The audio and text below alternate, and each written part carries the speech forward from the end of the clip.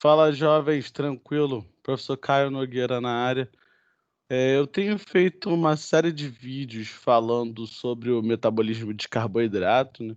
Então eu achei necessário a gente entender um pouquinho mais sobre os mecanismos moleculares da liberação de insulina e também a principal patologia envolvida com o metabolismo de carboidratos, que é a diabetes mellitus do tipo 2. Então, esse gráfico aí é só para a gente entender a correlação que existe entre a glicose, a ingesta de glicose e a liberação de insulina. Notem que o gráfico em vermelho, ele reflete a concentração de glicose plasmática, ou seja, a concentração de glicose presente na minha corrente sanguínea após a ingesta de uma determinada refeição. Vocês notem que quando eu tenho aumento dos níveis de glicose, eu também tenho essa linha em azul, que reflete concentração de insulina sérica, e notem que ela também aumenta. Com o tempo, essa glicose ela vai ser utilizada e esses níveis de insulina são reduzidos de novo a nível plasmático.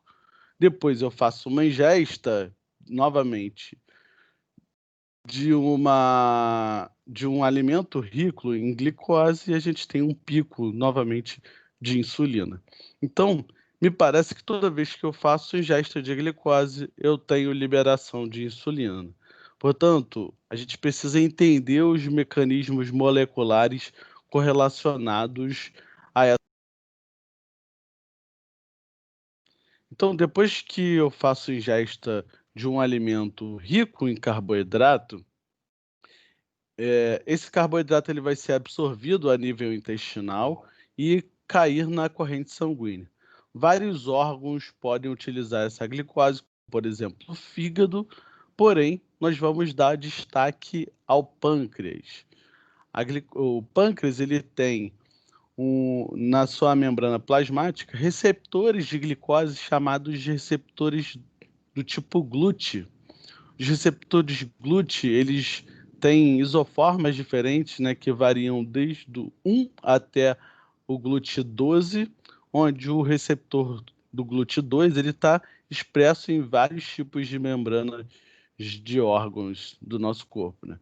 Então, o GLUT2 está na membrana de células beta pancreática. Lembrando que as células beta são só mais um tipo celular presente nas ilhotas de Langerhans, que fazem parte do tecido pancreático. Então, essa glicose sérica, ela vai ser captada via de GLUT2 para o espaço intracelular. Lá dentro do espaço intracelular, essa glicose ela vai sofrer a ação da enzima hexoquinase para a formação da molécula de glicose 6-fosfato e, consequentemente, entrar na via glicolítica, né, na glicólise, cuja função é formar duas moléculas de piruvato. Piruvato vai ser transformado, adicionado, né, a coenzima A para formar a molécula de acetil-CoA, para que ela sim entre no ciclo do ácido cítrico, antigamente conhecido como ciclo de Krebs.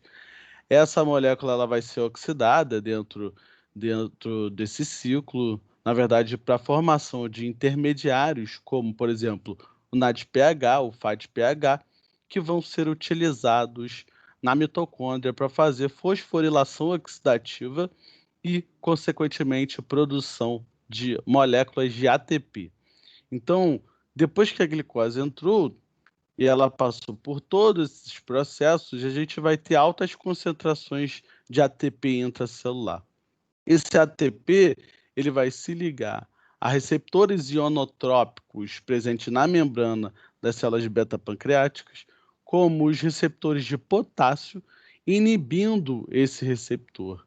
Esse receptor ele permite a passagem de potássio pela membrana, só que agora, nas altas concentrações de ATP, nós vamos inibir a passagem desse potássio. O acúmulo de potássio intracelular acaba gerando uma despolarização na membrana plasmática, ou seja, uma mudança de cargas nessa membrana plasmática, o que acaba ativando receptores voltagem dependentes, ou chamados de controlado por voltagem. Um exemplo disso são os receptores de cálcio. Quando essa despolarização acontece, então, esses receptores de cálcio são ativados e eles são estimulados a pegar cálcio do meio intracelular e botar para dentro da célula. Quando esse cálcio entra, isso também estimula o retículo endoplasmático a liberar mais cálcio ali para o meio intracelular, gerando uma alta concentração de cálcio. Cálcio dentro da célula vai agir como segundo mensageiro, estimulando a liberação, na verdade, a exocitose, né, de vesículas intracelulares na membrana plasmática das células beta-pancreáticas. Ela vai estimular com que essa vesícula cheia de insulina ali dentro faça fusão com a membrana e, consequentemente, liberação dessa insulina a nível sérico. Por isso que quando a gente como eu mostrei lá no gráfico, né? Por isso que quando a gente faz consumo de glicose, a gente tem como consequência a liberação de insulina. Então essa insulina agora na corrente sanguínea, ela vai agir sobre os tecidos que são chamados de insulinodependentes, como o músculo estriado esquelético e o tecido adiposo. Então esses tecidos, eles possuem receptores de insulina nele. Esse receptor de insulina, ativado pela insulina, vai estimular com que vesículas intracelulares, que ficam lá dentro da célula, no meio intracelular, que são dotados de um outro tipo de receptor de glicose, agora se fundam com a membrana plasmática e externalize os receptores glúteo do tipo 4 agora. Então, a captação melhorada de glicose a nível muscular e dos tecidos adiposos é dependente da ativação de insulina. A insulina precisa se ligar ali e estimular com que vesículas intracelulares expressem GLUT4 na membrana. Nós vamos tentar entender um pouco mais desse mecanismo molecular envolvido aí nessa sinalização. Só falando um pouquinho mais do receptor de insulina, então, o receptor de insulina ele é formado por duas subunidades alfa presentes no meio extracelular, que na verdade faz o reconhecimento da insulina, e no meio intracelular ele tem duas subunidades beta. Os receptores de insulina eles são conhecidos como receptores de tirosina quinase. As subunidades betas elas têm atividade de tirosina quinase, ou seja, ela consegue fosforilar outras proteínas intracelulares. O importante é que, enquanto a insulina não se liga nesse receptor, as subunidades alfa inibem as subunidades beta. Quando a insulina se liga nesse receptor, ela ativa a subunidade beta, elas se autofosforilam, né? Uma subunidade beta vai fosforilar a outra. Lembrando, para você que ainda não viu bioquímica do ponto de vista molecular, né? Fosforilação é só dar um grupo fosfato, é dar energia para a reação química intracelulares ou extracelulares acontecerem. Então esse receptor ele passa a se encontrar ativo agora devido a essa fosforilação. O mecanismo que vai acontecer ali dentro dessa célula, eu costumo dizer para os meus alunos que ele é semelhante àquela brincadeira do telefone sem fio, onde um indivíduo passa a informação para o outro, que o outro passa para um próximo, que o próximo passa para o outro. A diferença é que essas proteínas não estão passando informação, estão passando energia, estão fosforilando outras proteínas intracelulares e, além do mais, elas são extremamente especializadas em ter essa função de fosforilação, né? Então a gente vai ver um pouquinho mais do que está acontecendo, né, dentro dessa célula aí, a partir do momento em que o receptor de insulina se encontra fosforilado. Então o receptor de insulina que está aqui em cima, né, agora ele vai fosforilar, vai ativar uma proteína intracelular chamada de substrato do receptor de insulina. Na verdade, esse receptor de insulina, ele fosforila várias proteínas intracelulares, mas a gente vai dar destaque ao substrato do receptor de insulina, porque ele está envolvido aí com o mecanismo de diabetes tipo 2, tá? A gente tem vários tipos do substrato do receptor de insulina, também chamado de proteínas IRS, para ficar mais fácil, né? Resumido, a gente tem vários tipos. Já foi visto, por exemplo, na literatura, que quando a IRS do tipo 1 é nocauteada, né? Ela é inibida em camundongos, existem outras ERS que conseguem manter esse metabolismo aí de carboidratos. Então, esse receptor de insulina, ele ativa o substrato do receptor de insulina 1, que vai ativar, ou seja, vai fosforilar uma próxima proteína. Que proteína é essa? A fosfatidil-inositol 3 quinase. Ela também é conhecida muito mais resumidamente como PI3 quinase, muito mais conhecida aí na área da ciência. A PI3 quinase, ela tem como função fosforilar um fosfolipídio na membrana plasmática dessas células. Esse fosfolipídio ele é chamado de fosfatidil-inositol bifosfato 4,5. Olha como bioquímica é fácil. O nome dele é bifosfato, ou seja, porque ele tem um grupo fosfato, ele tem dois grupos fosfatos, né, ligados a essa molécula, aonde? No carbono 4, no carbono 5, por isso vai para o nome dela.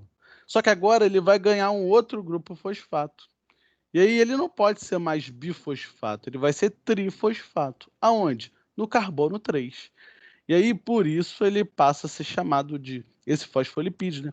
De fosfatidil trifosfato 3, 4, 5. Viu? Bioquímica é uma disciplina muito fácil de entender. Uma vez esse fosfolipídio fosforilado, ele vai ativar uma proteína intracelular conhecida como proteína quinase B, ou PKB, né? Mais fácil, para que ela sim haja intracelularmente. Primeiro, função de PKB: estimular a exocitose de vesículas intracelulares que tem GLUT4. Agora sim, com a ativação de PKB, ela vai fazer com que GLUT4 esteja expresso na membrana de células do músculo estriado esquelético e células do adipócito, para que ela possa captar glicose a partir do sangue. Então, a gente consegue jogar muita glicose para dentro desses tipos celulares. Uma outra função de PKB é inativar uma proteína chamada de GSK3. A GSK3, quando ela está ativa, ela inibe a proteína glicogênio sintase e ela não permite com que essa célula esteja produzindo glicogênio. Só que agora, PKB está inibindo essa proteína GSK3. Consequentemente, ela estando inibida, ela deixa a proteína glicogênio sintase livre e ativa. Então, essa proteína vai estimular a formação de glicogênio. E é óbvio, porque quando eu tenho concentrações baixas de glicose na minha corrente sanguínea, eu não vou formar glicogênio, afinal, eu nem tenho glicose para formar isso. Então, o GSK3 tem que ficar ativa para inibir a proteína glicogênio sintase. Agora, quando eu tenho altas concentrações de glicose entrando dentro dessa célula, aí sim eu posso permitir a ativação de glicogênio sintase para ela pegar um pouco dessa glicose e converter em glicogênio, formar glicogênio. Óbvio que parte dessa glicose que está entrando dessa célula também vai servir para a formação de ATP, né? Então, o mecanismo molecular aí de captação de insulina, nós já vimos. Vamos ver agora a correlação clínica disso, a patologia envolvida nesse processo. Eu mostrei para vocês a importância da proteína do substrato do receptor de insulina, que ela era fosforilada pelo receptor de insulina num aminoácido que é a tirosina. Agora, o que acontece? Existem proteínas intracelulares que vão fosforilar ela também, só que num aminoácido chamado de serina. Olha aqui, ó, várias proteínas como mTOR, GNK, IKK, PKC, todas elas podem fosforilar o substrato do receptor de insulina. Chama atenção para vocês que olha como em mecanismos de inflamação, várias proteínas dessas se tornam ativas para fosforilar o substrato do receptor de insulina. Então a gente vai ver um mecanismo desse, tá? Em processos inflamatórios, né, a gente tem grandes liberações de citocinas. Então, deixa eu voltar para que você entenda de forma concreta. No mecanismo comum, o receptor de insulina fosforila o substrato do receptor de insulina 1 num aminoácido chamado de tirosina. Agora, nessa situação patológica, a gente viu que em processos inflamatórios, a gente tem liberação de várias citocinas. Os adipócitos, então, eles começam a superexpressar citocinas como TNF-alfa e interleucina 6. Esse aumento de adipócito acontece, por exemplo, na obesidade. E esse tecido adipócito, ele está na obesidade, ele está em constante processo de inflamação, ou seja, liberando citocinas. Essas citocinas, como o TNF-alfa, ela pode ativar receptores de citocina dentro da célula desse indivíduo, o que vai ativar a proteína JNK, induzindo ela a fosforilar o substrato do receptor de insulina no aminoácido serina. Só que a inserção de um grupo fosfato no substrato do receptor de insulina, ele inibe essa proteína, ela perde função. E lembra que a função dela era continuar a cascata intracelular para estimular a liberação de GLUT4, desculpa. Só que agora essa proteína inibida, ela não continua fazendo com que GLUT4 seja expresso na membrana. Então, em pacientes que estão nesse estado aí, eles não expressam GLUT4, consequentemente, eles não conseguem fazer altas captações de glicose no tecido muscular e nos adipócitos, tá? Por isso que a diabetes ela está intimamente correlacionada com o processo de obesidade e também com processos inflamatórios, tá? Se essa glicose ela não é captada por esses tecidos insulinodependentes, elas acabam se acumulando na corrente sanguínea, gerando quadros de hiperglicemia. Quando essa hiperglicemia atinge níveis do que 250 miligramas por decilitro, isso vai gerar uma complicação chamada de cetoacidose diabética e, quando a glicemia ultrapassa 600 miligramas por decilitro, a gente vai gerar uma complicação chamada de síndrome hiperglicêmica hiperosmolar, tá? Esse paper está descrito aí na literatura, tá? Se vocês quiserem ler, eu deixo. Me manda mensagem, comenta aí no vídeo que eu mando para vocês. Então vamos estudar essas duas complicações devido à hiperglicemia, às altas concentrações de glicose no sangue. A cetoacidose diabética, ela nada mais é de que essas células, então, não conseguem expressar GLUT4, né? Esse receptor, ele tá gerando o quadro de resistência insulínica, porque o substrato do receptor de insulina foi inativado. Se ele não está usando o carboidrato como fonte de energia, ele tem que usar uma outra macromolécula. E essa célula vai usar os, os lipídios, né? Como, por exemplo, a molécula de triacilglicerol. Está aqui, ó. A gente vai pegar triacilglicerol, quebrar aquela ligação éster que existe entre a molécula de glicose, ou desculpa, entre a molécula de glicerol e o ácido graxo, né? Liberar esse ácido graxo para que ele forme energia, forme ATP. O problema é que o intermediário nesse mecanismo de formação de energia vinda de lipídio acaba produzindo compostos ácidos, que são os cetoácidos, como a cetoacetato e o beta-hidroxibutirato, tá? Esses são compostos, moléculas ácidas que acabam sendo liberadas aí depois do metabolismo de lipídio. Esses compostos ácidos são liberados para a corrente sanguínea e isso vai acidificar a corrente sanguínea, gerando o processo de acidose metabólica. Lembrando que, em termos clínicos, né, de interpretação de gasometria arterial, por exemplo, a gente sabe que o pH sanguíneo está numa faixa ali entre 7,35 e 7,45.